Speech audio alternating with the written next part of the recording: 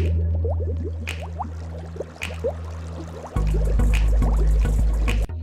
guys, my name is Zoe and this is SlothMotion. Today we have a special video for you. We did a great collaboration with our friends from Jubilations. They have created a wonderful book called The Grand Tournament, written by D.S. Smith and illustrated by Needra Kruse. She used watercolors in all 46 pages of the book. That's a lot of painting. The book tells the story of Sir Salus, his friends, and his mischievous steed, Slowpoke! They are competing in the Grand Tournament, officiated by Princess Ileana. We will explore winning and losing in over 4 wonderful chapters. Now, let our friends from Jubilations read the first chapter of our Grand Tournament. So let's get to it! Chapter 1. Speedy and slow, to the tournament we go. Sweet lemon beams of sunshine drenched the candied land of Dancia. Lime whisper grass swayed as breezes darted this way and that. The air was full of the scent of twirly-toed tulias and orange buttercup blossoms. Sir Silas the Speedy and his trusty horse Slowpoke laughed as the gentle air lifted the heat from their warm bodies. Not that they were working particularly hard. Silas was eyeballing those twirly-toed tulias. He asked Bree if he should pick a bouquet for his dear friend, Ballerina Princess Ileana. They were her favorites. The little mouse Bree, half asleep on Slowpoke's back, gave Silas a slow nod of her head. Slowpoke thought he could hear patches of lime grass whisper to him, "Eat me, eat me." He stretched his neck down to chomp the yummy greens. Silas, Slowpoke, and Bree were on their way to Princess Ileana's palace.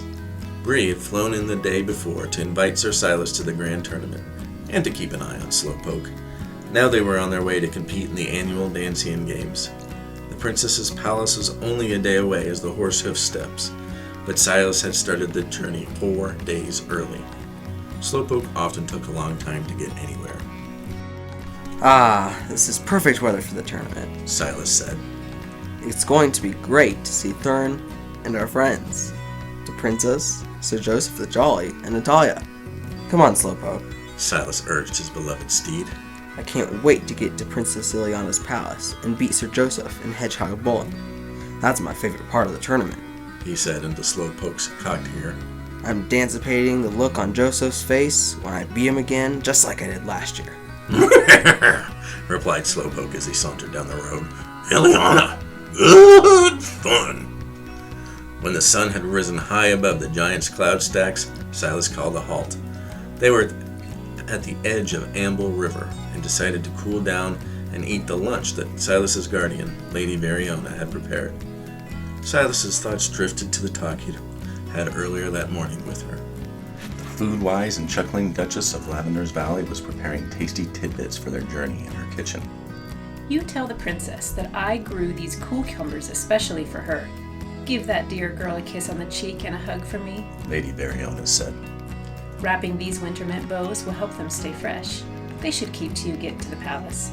That is, if you can get that horse of yours to move. Honestly, Silas, I don't know why you love that big lazy galoot so much. I want Variona. Silas protested, throwing his arms out. I don't know why you're always picking on poor Slowpoke. He can run fast when he wants to, which Silas cleared his throat and mumbled, I admit isn't too often. But still, he's young. I know he is, dear. So young. You all are. Lady Variona paused a moment, then handed a box to Silas. That's candied winter mint bark for Thurin. I've missed your brother so this past year, while he's been serving at the palace. He'll come back to me just as you did last year, all grown and strong, a squire. I'm so proud of you both. Thurin misses you too, Aunt Variona. Silas said, then held up the box. And I know he misses Wintermint bark. Just then a big wave of water from Amble River splashed Silas and washed away his daydream. He spluttered, blinked his eyes. There stood Slowpoke in the middle of the stream, with his big horsey mouth curved in a grin. Did you do that, Slowpoke? Silas asked his horse. Did you splash me, you big stinker? Well, I guess that means I'm gonna have to get you. Silas sprang into the stream, having handfuls of water to slash at Slowpoke. Slowpoke jumped up and down, causing water to fly everywhere. Very soon they were both soaked, amidst lots of laughter and rain, which scared away all the fish. After they dried off, Silas cast his line in the water, hoping the fish would come back. Then he and Bree pulled out lunch and laid out a bag of oats for his horse. Slowpoke wandered off, nose to the ground, sniffing for a little pre-lunch snack to prepare his tummy for some serious oat eating. He hungrily munched on some grass, then a patch of clover, until he found a clump of bluebell giggle blossoms. As the delighted Slowpoke began chomping the delicate blooms, he startled a little flower fairy who had been happily drinking bluebell nectar from one of the flowers. She rose up into the air, her teeny wings beating furiously. She gave Slowpoke such a tongue lashing that the remaining bluebells hid their giggle blossoms. Then she zapped Slowpoke on his nose with her little wand of fairy fury. Poor Slowpoke whipped his head in the air. His nose stung and his eyes were watery. Then he stopped. As his nose was pointed upward into the soft summer breeze, he smelled one of his favorite things in the world: carrot cake. An excited whinny escaped his lips. Thereafter, he gave no mind to the fairy's scolding. Ordinarily, Slowpoke didn't move fast, but a few things could make him move quickly. Carrot cake was one of those things. Faster than you can say carrot cake for lunch, Slowpoke was galloping full speed down the road. The flower fairy, thinking Slowpoke was running from her, gave a final little fish shake and returned to her blossoms. Slowpoke, fairies, flowers, and oats forgotten, thundered like a battle stallion into the peaceful village of Meander. He followed his nose up the steps and right into the lazy river inn. There, Slowpoke started eating the very first slice of carrot cake he saw. Meanwhile, Silas had woken from a little fishing nap and looked to feed some oats to his horse, but the sleepy squire couldn't find Slowpoke anywhere.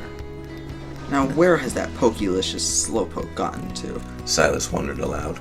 He couldn't have gotten very far, as slow as he is. He never misses lunch, especially when lunch is oats. Just then, Silas smelled something spicy and sweet. He knew right away why his habitually hungry horse had hurried off. Uh-oh. I smell carrot cake. That means trouble. Hurriedly, Silas grabbed his gear and with Bree on his shoulder, headed towards that carrot cake smell. He hastened into the town of Meander, where a great commotion, shouts, screams, the sound of breaking plates and high-pitched whinnies were coming out of the inn. Silas didn't need to look hard to find his horse, because he heard a very loud and frustrated voice say, "Back! Back, you great equine beast!" "Get those horsey choppers off my carrot cake!" And then, "Stop licking my icing!" Then Silas heard another loud whinny and saw Slowpoke run out of the inn. His ears were tucked behind him, and his tail swished back and forth as he tried to protect his hindquarters. Right behind him, a chef barreled through the doorway. The chef's head askew, whopping Slowpoke on his rump with a great big balloon. Stop! Wait! Silas cried as he ran up to Slowpoke. Slowpoke was a sight to behold. His cheeks bulged with carrot cake. The light white cream covered his long nose, face, and ears. His tummy was twice its normal size, loaded with yummy cake. Now look here, Slowpoke. Silas started to say to his battered and frosted horse when the extremely excited chef interrupted him. "My cakes! 4 of them! Right off my patron's plates! He ate... What? He just came right in? My cakes? He ate all of them!" The chef spluttered. He looked Slowpoke right in the eye and shook his finger. You great big naughty cake eater! Silas stepped in, stroking his wide-eyed horse on the neck. Peace out, big fella. It's gonna be okay. Silas turned to the chef. I am so sorry, Master Chef. Forgive Slowpoke. You see, my hungry horse loves carrot cake. If anybody knows who had carrot cake, it's Slowpoke. Your cakes must be very fine indeed continued Silas. to make my normally well-behaved horse so intrusive. I will, of course, reimburse you for all your cakes and pay for your customers' lunches and any broken dishes. Well, I do make the finest carrot cakes in all the land, boasted the chef, somewhat calmer now that he was getting paid well for his trouble. Hey, said Slowpoke. Good cake. Silas gave the chef a chocolated gold coin, a generous sum for all the food. But now, Slowpoke, my mischief-making muncher, Sir Silas said. we must move on to Princess Ileana's tournament. Ileana? Slowpoke asked. Visions of huge royal carrots danced in Slowpoke's eyes. Carrots? Garden? Yes, Slowpoke, Ileana's royal garden. Silas said sternly. But don't expect to have any carrots from her garden after the way you just behaved. Poor Slowpoke was so sad about the possibility of not getting any royal carrots from the palace gardens that he lost his appetite and forgot to be pokey.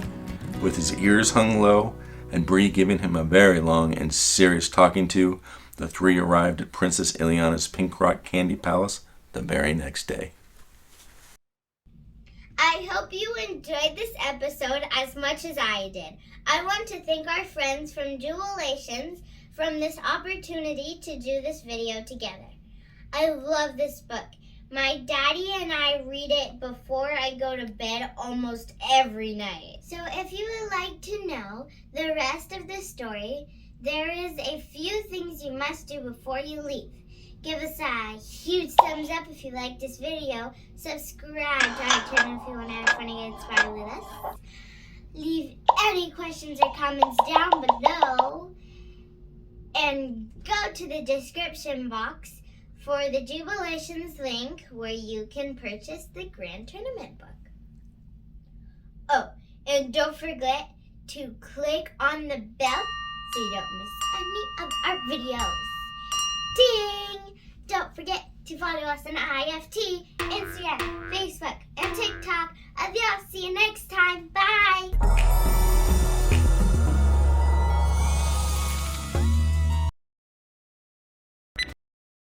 Yep. Okay. And 1 second.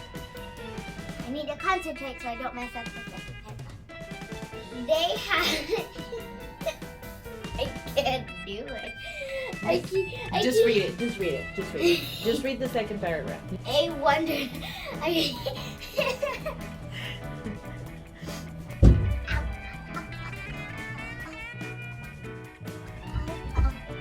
okay? No.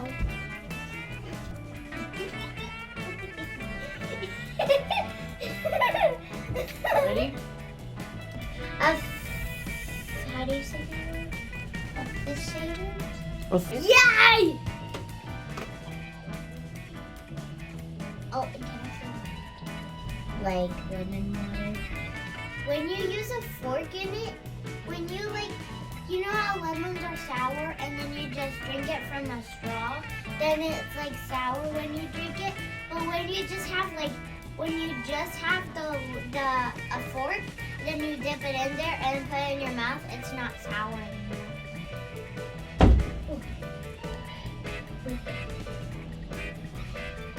You're always yelling. This is how you concentrate? I told you, you cannot talk. Otherwise, I have to start going.